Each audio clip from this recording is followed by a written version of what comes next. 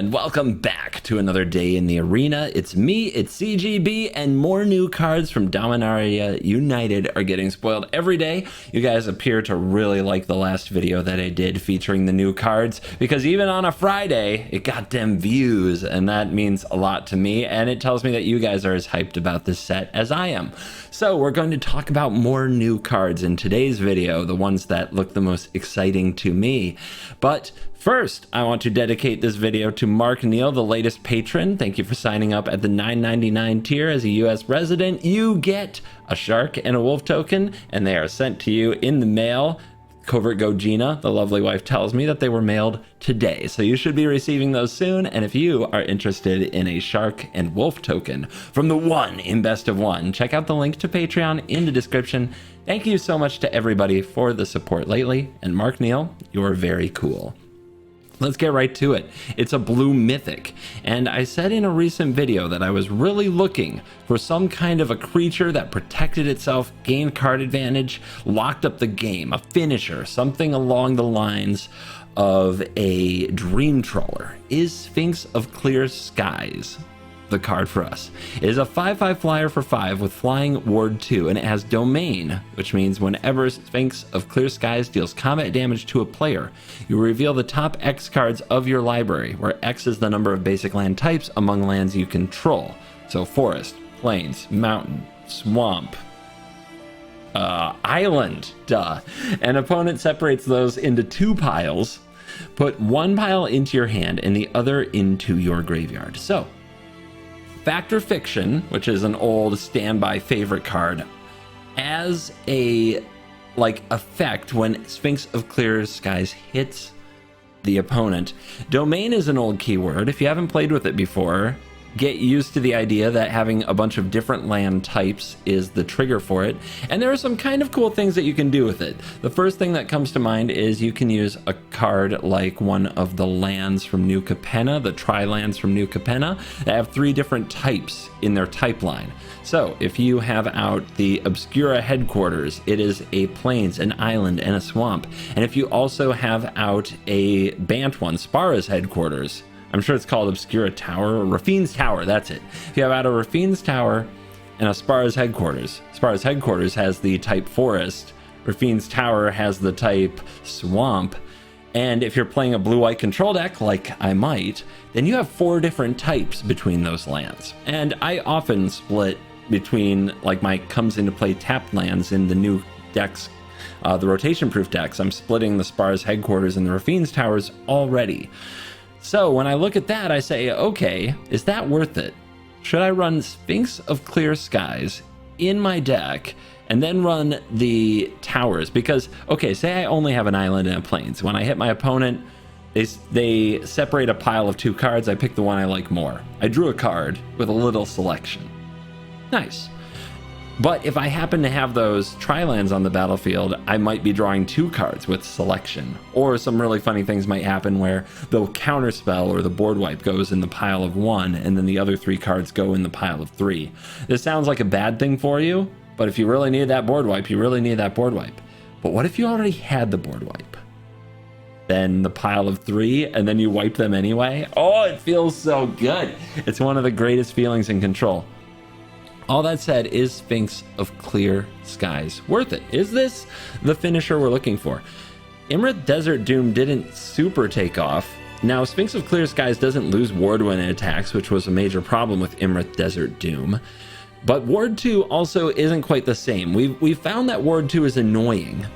It's strong, but it needs a whole turn cycle. It needs to attack and hit, and it needs to not die, and ward 2 has to be enough of a deterrent. I think it's going to be hard for the opponent to kill. They're going to have to take their whole turn to kill it, so they don't get to just completely tempo you. But I don't know if it's good enough on its own. It really depends on if we can find something better in the 5-drop that we would rather do, and look at the other threats. It's hard to picture, though, a 5/5 flyer for 5 with ward 2. It's hard to picture something just better on its own that people are going to drop and dominate this. Ren and 7 hasn't, it was powerful early in the format, but it hasn't been ubiquitous since. Maybe it will be good in the new format. It definitely will if a card like this becomes popular. I'm not writing this card off completely, but I'm also not going to give it like the stamp of craft this right away. I'm going to say, you know, in buy, sell, and hold terms, hold. Don't craft it yet, but it's not as bad as I think some people are going to make it out to be, and it's also probably not as good as some people are going to make it out to be. Next card, Ajani, Sleeper Agent. I can't believe I actually missed this one on yesterday's video. It was at the very end of the announcement video, and I was just going through and grabbing the cards. I was pulling screenshots from that video, and I forgot that there was a little hidden sneaky sneak on the very, very end. It's going to make some people sad, though.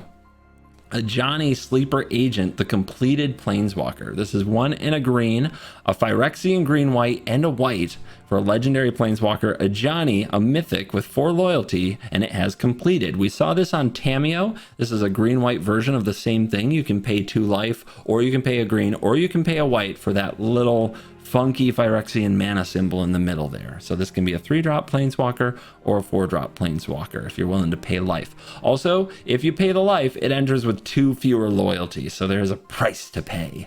The +1 says reveal the top card of your library. If it's a creature or Planeswalker card, put it into your hand. Otherwise, you may put it on the bottom of your library. The -3 is to distribute 3 +1/+1 counters among up to 3 target creatures. They gain vigilance until end of turn. Meow. The -6 is that you get an emblem with whenever you cast a creature or Planeswalker spell, target opponent gets 2 poison counters. A poisonous kitty! No! How could you make our favorite kitty poisonous? So immediately, I think that my Timmy control brain wants to -6 Ajani very badly and then just play a whole bunch of Planeswalkers, because whenever you cast them, the opponent gets poison counters.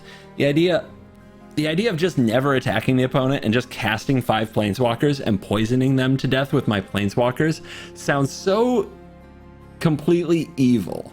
I'm not saying it's good.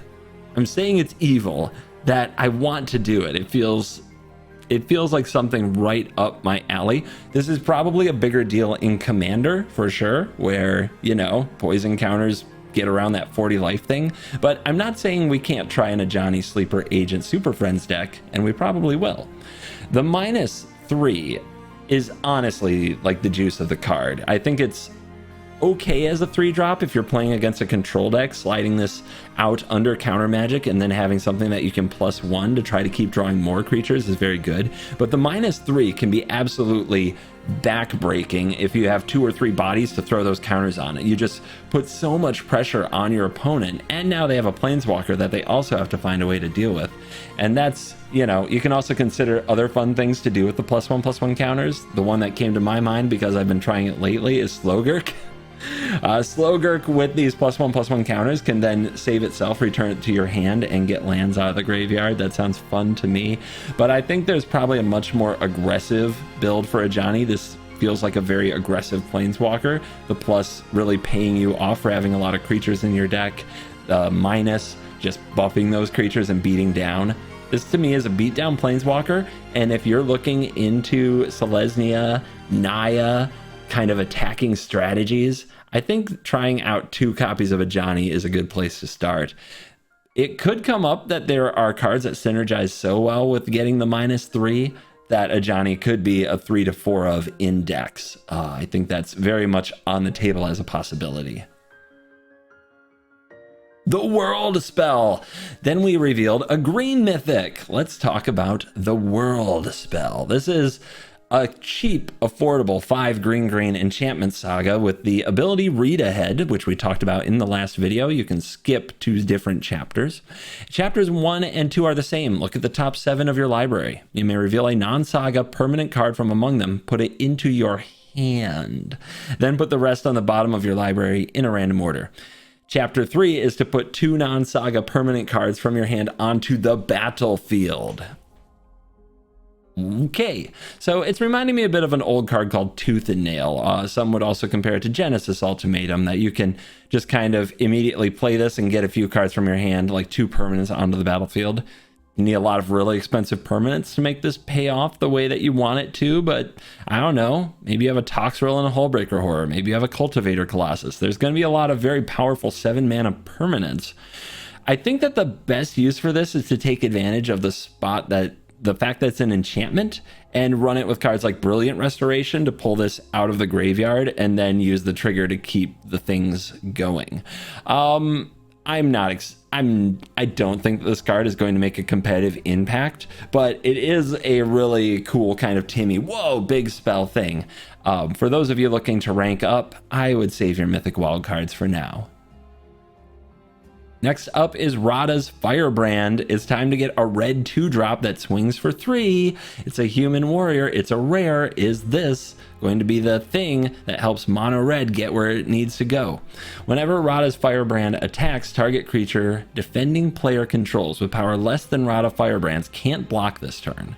There's also the Domain ability. For 5 and a red, this card gets +2/+2 until end of turn. That's expensive, but the ability costs 1 less to activate for each basic land type among lands you control. Activate only once a turn. Kind of a weird shutdown there. I guess they don't want you getting 5 types and then somehow also using it that many times. I feel like that should... I don't feel like the card needed that. I feel like that should be the payoff. If you have a 2-mana 3/1 in your deck and then you somehow get to all 5 basic land types, in my opinion, that should just be a cool synergy, but whatever. This card, realistically, if you're gonna play like Jetmir's colors, Naya, Cabaretti, something like that, or Jund, Riveteers, if you're gonna play something like that with an aggressive slant, then maybe the cheapest you pay for that domain effect is 3, and then you're paying 3 mana to make your creature a 5/3, but something with power 5 or less can't block this turn. That's not bad, but it all gets blown out by removal, which is very scary for a 1 toughness creature. It definitely doesn't pass the Meathook Massacre test, and it doesn't have haste, and it doesn't really scale into the game that well without a lot of investment. I don't think this is the rare 2-drop that you're looking for unless there's very specifically a powerful warrior synergy that pops up. Or I guess human synergy could pop up again as well. Defiler of Vigor. Oh baby, it's a Phyrexian worm. This also appears to be a little bit of a cycle because we have a blue version, a blue rare that does something similar. So Defiler of Vigor is 3 green Phyrexian worm trample. It is a 6/6. As an additional cost to cast green permanent spells, you may pay 2 life. Those spells cost G less to cast if you paid life this way. This effect reduces only the amount of green mana you pay. Whenever you cast a green permanent spell, put a +1/+1 counter on each creature you control. That's very powerful. I think that the juice of this is that it turns your green permanent spells into having kind of a Phyrexian mana little bonus here on the end. And when you do, you get these +1/+1 counters. The cool thing with green here is, what if you play this card? Maybe you even ramp into it because you're in green. So you play it on turn 4, maybe turn 3 if there's really some heavy duty ramp in the format. And then you have some 1-mana cards in your hand, a Llanowar Elf type or a Jaspera Sentinel type. I know these cards aren't currently standard legal, but there will probably be some useful green 1-drop that you will have in your hand in a deck that ramps and plays a lot of creatures. Then you may pay G less for it, so you can play it for free. And you put a +1/+1 counter on each creature you control when you do that. So if you have like 2 or 3 creatures on the battlefield, you play Defiler of Vigor, and let's just say you have 2 1-mana cards in your hand and you pay 2 life for each of them, you get +2/+2 counters on your whole squad. Like, you're gonna win that game unless the opponent literally untaps and board wipes. But in a typical battlefield, a lot of the gummy mid-range battlefields where board state matters, or say that you played against Boros and you just got this board state, like, they're going to have a horrible time getting through. So this card is a little bit scary to me. The real question is, will there be enough cheap green permanents that you want to play? Right now, I think we've got Ascendant Pack Leader. Can't really think of anything else. So be on the lookout for a 1-mana green rare. Maybe that somehow adds mana to your mana pool or has some cool effect when it enters the battlefield, or an Arboreal Grazer would even be interesting in a spot like that, because using it as an anthem with this card could be very good. Next is Defiler of Dreams. This is the blue version of that card. It's a 5-mana 4/3 Sphinx. It is rare, it flies, and it says whenever you cast a blue permanent spell, draw a card. That's an awesome line of text, but do not forget blue permanent spell. Not an instant or sorcery. That, I think, changes so much about the evaluation of this card, because the rest of the text is what you saw from the previous one, the green one. You may pay Phyrexian mana and your spells cost less. The idea that you could drop Defiler of Dreams and then cast a number of blue spells, cards like Brainstorms and Ponders, for Phyrexian mana and also draw a card when you play them, was really exciting until you realize that those are not helped by this card. It has to be a permanent. And if there is a color that just doesn't have good permanence for 1 mana, it's blue. Is there a worse color for 1 mana permanence? And the reason I want 1 mana permanence so badly is because I think the odds of playing this 5 mana spell and then untapping with it the next turn are so low, I assume they do not exist. The opponents will kill this. They will find a way, and it's just too powerful not to. So, in my world, like, this has to do something the turn it enters the battlefield, which means, to me, there have to be blue permanents worth playing. I don't see it. I'm not excited about this card yet. It would take some really sweet blue permanents to get me excited. Micromancer is 3 and a blue for a human wizard. It's an uncommon, a 3/3, and when it enters the battlefield, you may search your library for an instant or sorcery card with mana value 1, reveal it, put it into your hand, then shuffle. I would have loved to write this off as like maybe a commander card because you're playing with some really old and powerful instants and sorceries, some of which may only cost 1 mana. Fetching Ephemerate with this card and something like Historic sounds really exciting, since you just blink it and go get some more things. In Historic Brawl, you can get Swords to Plowshares, which, very big deal. Lightning Bolt, very big deal. But in Standard, what does this do? I almost didn't include it on the list, and then I was like, oh wait, Marches. You can get March of Wretched Sorrow, March of Otherworldly Light. You can get any of the marches, the cycle from Kamigawa, that are very, like, other than the green one, and I haven't seen the red one much, like the Esper ones have all seen a little bit of play. So the idea of the Micromancer fetching you up a March of Otherworldly Light, and then also maybe blocking, stalling for a turn, if you can flicker it, bounce it, reanimate it, getting another March of Otherworldly Light, or just getting another March, or if there's another good 1 mana spell that gets revealed, that seems good to me, decent, maybe not a 4 of, but a curve filler, and it is only an uncommon, so I look forward to playing around with the Micromancer. Just don't try to be my boss. Micromancing bosses are the worst. Oh wait, that's micromanaging. You know what I mean. You guys all have a Micromancer, don't you? Ooh, this next card. Cut Down. It's only 1 black mana for an uncommon instant, and it says destroy target creature with total power and toughness 5 or less. Instant, very good. Destroy target creature, very good. Total power toughness 5 or less. Let's think about that. You have to add the power to the toughness. So it also doesn't have like this mana value restriction. Like an Adeline on its battlefield by itself is a 1/4. This could in theory hit an Adeline if there are no other supporting creatures on the board to help it out. That's pretty cool. I mean, think about the 2-drops that see play. Do any of them dodge this card? No? Werewolf Pack Leader's going away. I think that's the only one that would have qualified. All of the other werewolves and all of the other humans, they're going to get cut down. Every 1-drop is going to get cut down. How about 3-drops? The Sundown Cavalier, this doesn't hit it, but it does hit the Reckless Stormseeker, the red one with haste. And then you try to think of other popular like 3-drops in the format. I guess this can take out the Fable of the Mirror Breaker token. It can always hit a Tenacious Underdog unless you find a way to somehow perpetually buff that thing. Oh wait, this is an Alchemy. Cut Down seems like it's going to hit so many of the popular cards in the format that it's hard to picture it not being a ubiquitously played removal spell that we try to find a way to play around. We're going to be looking at cards, and if they happen to be somehow a 2-mana 3/3, or even like something like a 2-mana 1, what is that, a 2/4 or a 4/2, something like that, we say, okay, this doesn't die to cut down. That's going to make a difference. I think cut down is going to be a defining removal spell in the format very, very quickly, and it's going to see a lot of play. It's got the instant speed, and it's got plenty of targets.